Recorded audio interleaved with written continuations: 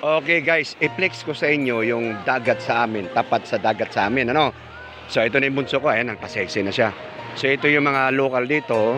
Ito, kababata ko yan, ayan, yung nakaupo dyan. Talagang yan ang veterans dito.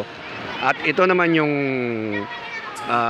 resorts na hindi na yata active ngayon kasi ko na, i-flex ko lang sa inyo, Kandabong, Anda, Bohol. Ayan, ito yung buhangin sa amin guys, ayan oh. Kita nyo? Malaasukal guys. Ayan, malaasukal. Hapon na kami kasi mainit masyado guys. So, pagka guest ka, dito ang daan mo. Pag hindi ka guest, medyo free ka lang, tulad namin.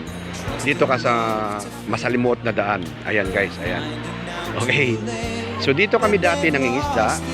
Ako, lalo na ako. Dito kami nangingisda dati. Na mga kabats ko guys. Ayan. Dito talaga kami lumaki na dagat.